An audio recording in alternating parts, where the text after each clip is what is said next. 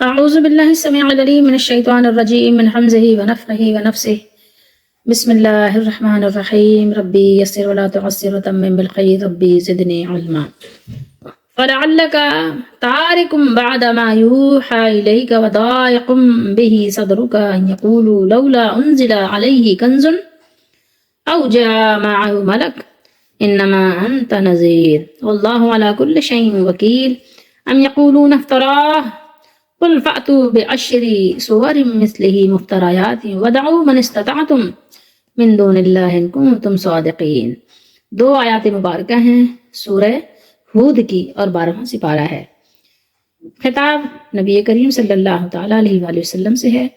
تو اے نبی یہاں پر اس لیے ہے بریکٹ میں، تو اے نبی شاید کہ آپ اس وحی سے کچھ چھوڑنے والے ہوں جو آپ کی طرف نازل کی جاتی ہے اور آپ کا سینہ اس سے تنگ ہونے والا ہو کہ وہ کافر کہیں گے کہ اس پر کوئی خزانہ کیوں نہیں اتارا گیا یا اس کے ساتھ کوئی فرشتہ کیوں نہیں آیا.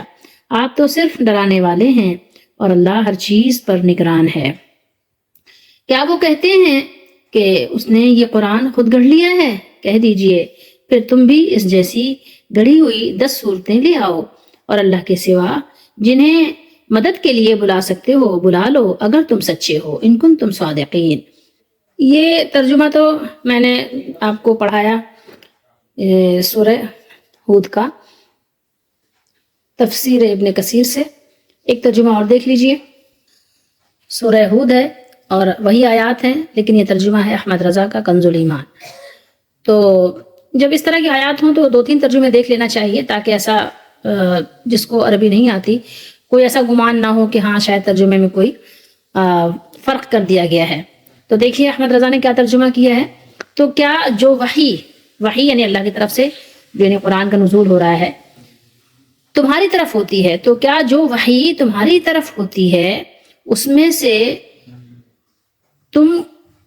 کچھ تم چھوڑ دو گے اور اس پر دل تنگ ہوگے اس بنا پر کہ وہ کہتے ہیں ان کے ساتھ کوئی خزانہ کیوں نہ اترا یا ان کے ساتھ کوئی فرشتہ آتا. تم تو ڈر سنانے والے ہو. انما انت نذیر اور اللہ ہر چیز پر محافظ ہے. اللہ تعالیٰ وکیل ہے. کیا یہ کہتے ہیں کہ انہوں نے یہ انہوں نے کون ہے؟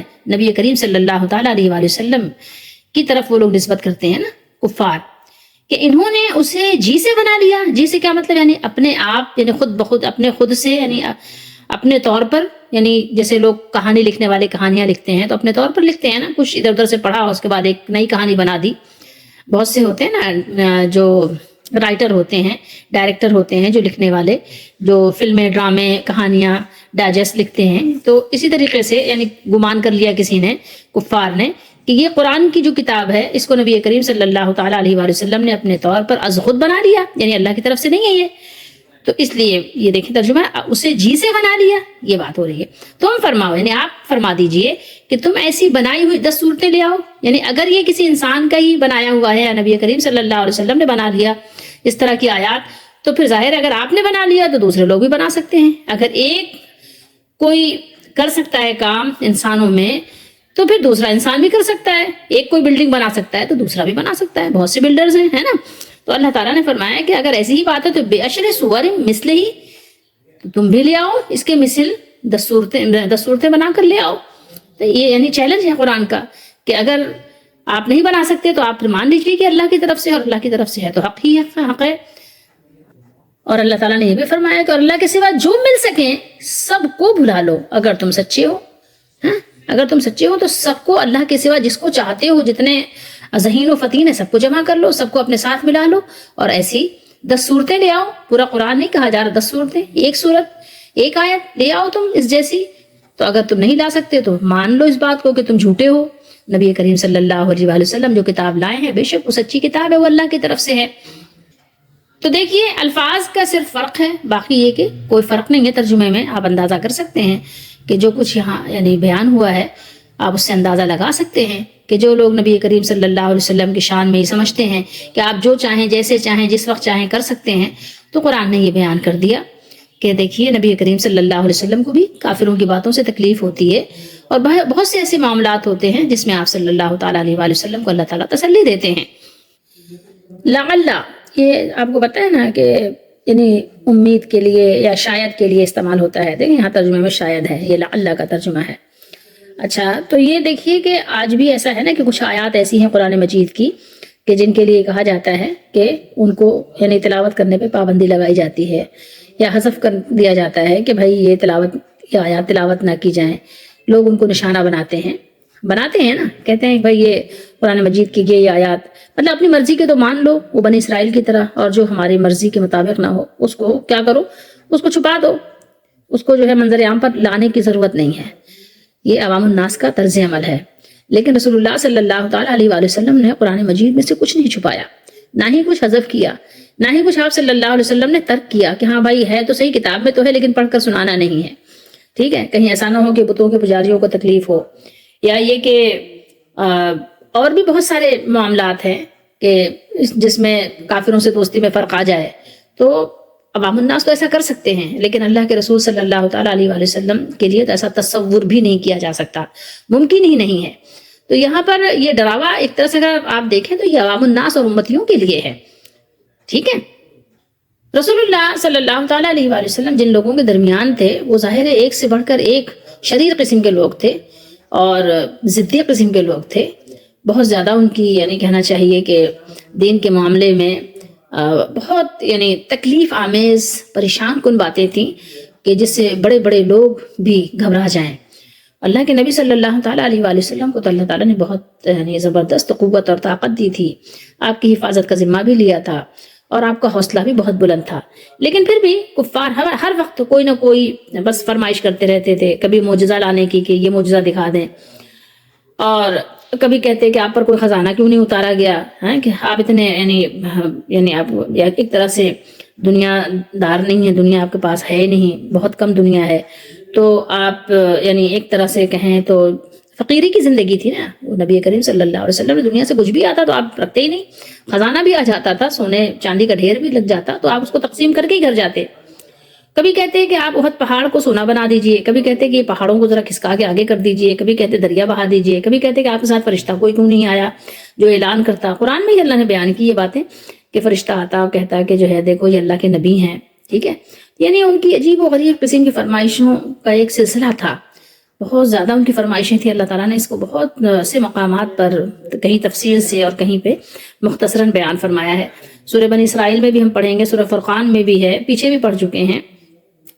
تو ان آیات میں آپ صلی اللہ تعالیٰ علیہ وآلہ وسلم کو اللہ تعالیٰ نے تسلی دی ہے کہ ان کے شبہات، مطالبات اور طعن و تشنیع سے آپ پریشان نہ ہوں، آپ غمزدہ نہ ہوں، بلکہ شرک کی مذمت کے لیے اور توحید کے ثبوت کے لیے، توحید کو ثابت کرنے کے لیے جو بھی وحی آپ پر نازل کی جا رہی ہے، آپ کی طرف بھیجی جا رہی ہے، آپ پر آ رہی ہے جو وحی، آپ کسی بھی کمی بیشی کے بغیر ان تک پہنچاتے رہیں۔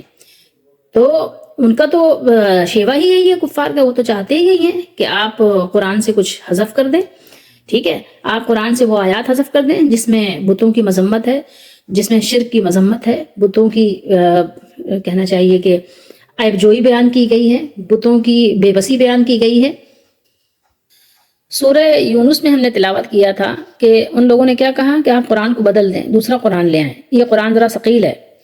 نبیوں کی دعوت نا تمام امتیوں کو ثقیل لگی، تو ایک طرح سے آپ یہ دیکھ سکتے ہیں سورہ یونس میں جا کر کہ وہاں پر انہوں نے قرآن کو بدلنے کی فرمائش کی تھی کہ قرآن کو بدل دیں، تبدیلی کر دیں، تو اللہ کے نبی نے صلی اللہ علیہ وسلم نے جواب دیا کہ میں تو خود اس کا پابند ہوں، میری مرضی سے تھوڑی ہے یہ کتاب کہ میں جو تم کہو تمہاری فرمائش پہ کام کرتا رہوں، نہیں۔ تو اسی طریقے سے کفار نے آ کر کہا کہ یہ قرآن جو آپ ہمیں پڑھ کر سناتے ہیں اس میں جو ہمارے خداؤں کو، ان کے بتوں کو یا جو ان کے طاغوت تھے تو ان کو بہت برا بھلا کہا گیا ہے، اس لیے ہم اس قرآن کو تو مانتے نہیں، اس کو ماننے کے لیے تیار نہیں۔ ہاں اگر آپ ایسا قرآن لے آئیں جس میں ہمارے بتوں میں سے کسی قسم کا یعنی تعرض نہ کیا گیا ہو، کوئی اعتراض نہ ہو، تو ہم آپ پر ایمان لا سکتے ہیں۔ جیسے لگ رہا ہے کہ وہ ایمان لے آئیں گے تو بہت یعنی دین اسلام کو فائدہ ہوگا، یا اللہ تعالیٰ کو کوئی نعوذ باللہ استغفر اللہ بہت فائدہ پہنچے گا، مطلب جیسے کوئی انمول، کوئی انوکھے ہیں۔ اور دوسرا اعتراض انہوں نے یہ کیا کہ اگر آپ سچے نبی ہیں اور یا سچے نبی ہوتے نعوذ باللہ تو آپ کے پاس سونے چاندی، لال و جواہرات کے خزانے ہوتے، جنہیں آپ لوگوں میں تقسیم کرتے اور لوگ آپ کی بات مانتے، ہے نا. دولت کی پجاری تو ظاہر ہے دولت سے ہی بات سمجھتے ہیں. یا آپ کے پاس آپ کے ساتھ کوئی فرشتہ ہوتا جو لوگوں کی آپ کی صداقت سچائی کا یقین دلاتا کہ ہاں بھائی دیکھو یہ اللہ کے نبی ہیں، ان کی بات مانو. ٹھیک ہے، حالانکہ ان کو یہ نہیں پتا کہ قرآن تو بتاتا یہی ہے کہ غیب پر ایمان لانا ہے. اب اگر فرشتہ بھی آ جائے اور یہ لوگوں کو بتانے لگ جائے کہ یہ اللہ کے نبی ہیں تو پھر غیب نہیں رہ گیا نا. تو اب آپ کے ساتھ کوئی فرشتہ بھی نہیں ہے. تو اگر آپ کے ساتھ فرشتہ ہوتا اور وہ اعلان کرتا کہ بھائی اللہ کے نبی ہیں، ان کی بات مانو، اور جو آپ صلی اللہ علیہ وسلم کو اللہ کا نبی نہ ماننے سے انکار کرتا، اس کی گردن مروڑ کر فرشتہ ختم کر دیتا اس کو. تو اب جو ہے جو شخص جو بھی کافر نبی کریم صلی اللہ علیہ وسلم کی دعوت کو نہ مانتا، فرشتہ اس کو مار کے ختم کر دیتا، تو لوگ ڈر جاتے. تو کچھ لوگ ڈر کی وجہ سے ایمان لے آتے، ڈر کی وجہ سے مسلمان ہو جاتے، ہے نا. تو یہ ساری چیزیں وہ اپنی باتیں رکھتے تھے. اگر فرشتے آپ کی جو ہے بات مطلب ایسا کرتے آپ کی بات نہ ماننے والوں کے ساتھ، تو لازمی بات ہے کہ ہر شخص آپ کی بات مان لیتا اور آپ کی دعوت رد کرنے کسی کو جرت نہ ہوتی، کسی کو ہمت نہ ہوتی. اور لیکن معاملہ تو اس کے بالکل الٹ ہے، اور آپ کا حال یہ ہے کہ آپ صلی اللہ تعالیٰ علیہ وآلہ وسلم ظاہر ہے کبھی کھاتے ہیں اور کبھی پیٹ پر پتھر باندھتے ہیں. خود آپ صلی اللہ علیہ وسلم کو ظاہر ہے وہ اس طرح کے تانے دیتے تھے کہ آپ کے پاس تو نانے جبھی میسر نہیں، تو آپ کسی کو کیا دیں گے. اور ہم آپ پر تو طرح طرح کے تانے دیتے ہیں، آوازیں کستے ہیں، پتھر مارتے ہیں، غلاظت پھینکتے ہیں، راستے میں کانٹے بچھاتے ہیں، اور ہمیں تو کبھی سر درد بھی نہیں ہوا. آپ خود سوچئے کہ آپ جیسے نبی کا اتباع کرنے کی کسی کو نعوذ باللہ استغفر اللہ کیا ضرورت ہے. تو لازمی بات ہے کہ اس طرح کی باتیں اگر آپ کو اور مجھے کوئی کہے تو ہم اور آپ تو پتہ نہیں کیا اس سے کیا ہو جائیں گے. لیکن نبی کریم صلی اللہ علیہ وسلم کو تو اذیت ہوتی تھی، تکلیف تو ہوتی تھی. ایسا تو نہیں تھا کہ آپ کو تکلیف نہیں ہوتی. اور کون ایسا ہے جس کو تکلیف نہیں ہوتی؟ اگر اس کو کوئی اس کا سامنے والا چاہے پڑوسی ہو، چاہے کوئی بھی ہو، چاہے رشتہ دار ہو، کوئی بھی اس طرح کی باتیں کرے تو کون ایسا ہے جو کہے گا مجھے تو تکلیف نہیں ہوتی، مجھے تو رنج نہیں ہوتا. کنزل کہتے ہیں خزانے کو، اور ملک کہتے ہیں فرشتے کو. ٹھیک ہے، تو یہاں پر بات یہ بتائی جا رہی ہے ہمیں، اور آپ کو یہ بتایا جا رہا ہے، ہمیں اور آپ کو سمجھایا جا رہا ہے کہ نبی کریم صلی اللہ تعالیٰ علیہ وآلہ وسلم تو ایسا ہرگز نہیں کریں گے. آپ سے تو یہ بات بعید ہے، ناممکن، امپاسبل ہے کہ آپ کچھ قرآن سے چھپا لیں یا آپ پورا قرآن لوگوں کو نہ سنائیں. آپ ایسا ہرگز نہیں کریں گے، ہرگز نہیں کریں گے. بلکہ جو آپ کی طرف نازل کیا گیا ہے اسے آپ جیسا ہے ویسے ہی بالکل بے آئے نہیں جوں کا توں پہنچا دیں گے، کوئی مانے یا نہ مانے. آپ کا فرض انہیں عذاب الہی سے آگاہ کر دینا ہے، اللہ تعالیٰ خود ان سے نمٹ لے گا. یہ بات تو بالکل طے شدہ ہے. ٹھیک ہے، کیونکہ انما انت نذیر، آپ صلی اللہ علیہ وآلہ وسلم کیا ہیں؟ ڈرانے والے ہیں. ان کو اللہ کا پیغام پہنچانے والے ہیں کہ نہیں مانو گے تو دیکھو تمہارے ساتھ معاملہ کچھ اچھا ہونے والا نہیں ہے. لیکن یہاں پر بتانا عوام الناس کو ہے کہ دیکھو تم لوگ قرآن سے کچھ نہ چھپانا، پورا کا پورا قرآن جن کو نہیں پتا ان کو پہنچاؤ، ان کو بتاؤ کہ دیکھو قرآن میں اللہ تعالیٰ نے کیا بیان کیا ہے. نبی کریم صلی اللہ تعالیٰ علیہ وآلہ وسلم نذیر بھی ہیں، بشیر بھی ہیں. آپ نیکوکاروں کو، مومنوں کو بشارت سناتے ہیں اللہ کی رضا کی، جنت کی، اور کافروں کو، کفار مشرکین کو ڈراتے بھی ہیں، اللہ کے باغیوں کو ڈراتے بھی ہیں جو اللہ تعالیٰ سے بغاوت کرتے ہیں. تو یہاں پر بتایا کہ آپ صلی اللہ تعالیٰ علیہ وآلہ وسلم محض اللہ تعالیٰ کے عذاب سے ڈرانے کے لیے تشریف لائے ہیں. ٹھیک ہے، خوشخبری سنانے کے لیے آئے ہیں. لیکن یہاں پر بات صرف کیا ہے؟ انما انت نذیر. ٹھیک ہے، آپ کو ڈرانے کے لیے بھیجا ہے. لہٰذا کسی ملامت کرنے والے کی ملامت کی پرواہ کیے بغیر آپ صلی اللہ تعالیٰ علیہ وآلہ وسلم نے اپنے فریضے کو سر انجام دیا. آپ نے اللہ کے پیغام کو پورا پہنچایا بغیر کسی کمی بیشی کے. اور آپ صلی اللہ علیہ وسلم نے اعلان بھی کیا حج والے دن کہ دیکھو میں نے تمہیں اللہ کا پیغام پہنچا دیا. سب نے گواہی بھی دی اور آپ نے اپنے ساتھ اللہ کو بھی گواہ بنایا. واللہ علی کل شیء وکیل، یعنی ان کے مطالبات کو پورا کرنا یا نہ کرنا اللہ کا کام ہے. ہر چیز اسی کے اختیار میں ہے. وہ اگر چاہے گا تو آپ کو ایک خزانہ کیا روئے زمین کے تمام خزانے دے دے گا، اور ایک فرشتہ کیا آپ پر سینکڑوں فرشتے اتار دے گا. بہرحال جیسی اس کی مصلحت اور حکمت ہوگی ویسا ہی کرے گا. اللہ تعالیٰ کسی کی مرضی کا پابند تو نہیں. آپ کو ان چیزوں سے کیا غرض؟ ہر چیز کا نگران اللہ خود ہے. ہر چیز کی نگرانی کرنے والا وکیل اور کفیل اللہ ہے. آپ تو اللہ تعالیٰ کا جو حکم آئے، آپ صلی اللہ علیہ وسلم تو بے دھڑک ان کو سنا دیتے. آپ تو کسی کی پرواہ نہیں کرتے. آپ کو تو اپنے رب کی رضا منظور ہے. افطرا کا تو کئی دفعہ ہم نے آپ کو ترجمہ کیا تو تفصیل بتائی ہے کہ وہ لوگ جو آپ صلی اللہ علیہ وسلم پر افطرا کا الزام لگاتے تھے، یعنی اگر تمہیں اس قرآن کے اللہ کا کلام ہونے میں شک و شبہ ہے تو تم سب جمع ہو کر اس چیلنج کا جواب دینے کی کوشش کرو۔ واضح رہے کہ قرآن میں متعدد مرتبہ اہل عرب کو چیلنج کیا گیا ہے، جو ہم پہلے پڑھ بھی چکے ہیں، آگے پڑھیں گے بھی، سورہ بنی اسرائیل میں بھی پڑھیں گے، سورہ طور میں بھی۔ پورے قرآن کی مثل لانے کا چیلنج کیا گیا ہے۔ اس کے بعد یہاں سورہ ہود میں 10 صورتوں کا چیلنج کیا گیا ہے، پھر سورہ یونس اور بقرہ میں 1 صورت کا، لیکن اہل عرب پورا قرآن یا 10 صورتیں تو کیا 1 صورت بھی بنا کر پیش نہ کر سکے۔ یہ قرآن کے کلام اللہ ہونے کا ناقابل تردید ایک ثبوت ہے، ایک مضبوط دلیل ہے۔ یاد رہے کہ قرآن مجید کا موجز ہونا، یعنی اس جیسی ایک صورت کی تصنیف بھی ناممکن ہونے کی وجہ قرآن مجید کی بے شمار خوبیاں ہیں جو مخلوق کی بساط سے باہر ہیں، اور علماء نے اس پر بہت سی کتابیں لکھی ہیں۔ قرآن مجید یعنی ایسی کتاب ہے کہ اس جیسے یعنی کسی کے لیے لانا یا اس سے ملتا جلتا کلام پیش کرنا ممکن نہیں ہے۔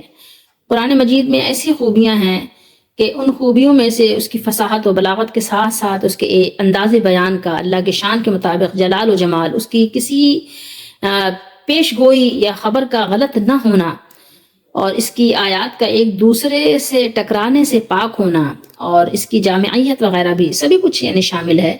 تو اس جیسا کلام انسان پیش کر سکتا ہی نہیں۔ اسی لیے آج تک جتنے بھی ذہین لوگ ہوں گے لیکن کوئی اتنا دماغ لے کر نہیں آیا کہ قرآن جیسی ایک صورت پیش کر سکے۔ کوئی نہیں پیش کر سکا اور کر بھی نہیں سکے گا تا قیامت۔ قرآن نے اس کا بھی چیلنج کیا ہے کہ تم پیش نہیں کر سکو گے۔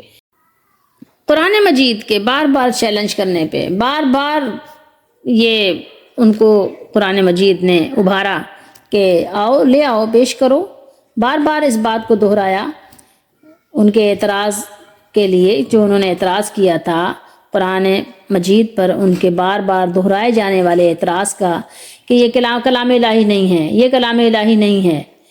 تو وہی دندان شکن جواب دیا جا رہا ہے جو سورہ یونس میں ابھی اس سے پہلے آپ نے پڑھا، اس سے پہلے ابھی گزرا ہے کہ قرآن نے کیا کہا، تم بھی ملک سخن کے بادشاہ ہو، اقلیم فصاحت و بلاغت میں تمہارا بھی سکہ رواں ہے، سب مل کر بیٹھو نا اور اس قسم کا کلام بنا کر دکھاؤ۔ یہاں 10 صورتیں اس جیسی پیش کرنے کا چیلنج دیا۔ جب نہ لا سکے تو سورہ یونس سورہ ہود کے بعد نازل ہوئی ہے۔ انہیں کہا گیا کہ 10 نہیں بنا سکتے تو 1 سورہ ہی بنا کر پیش کرو، لاؤ نہ بنا کر پیش کرو۔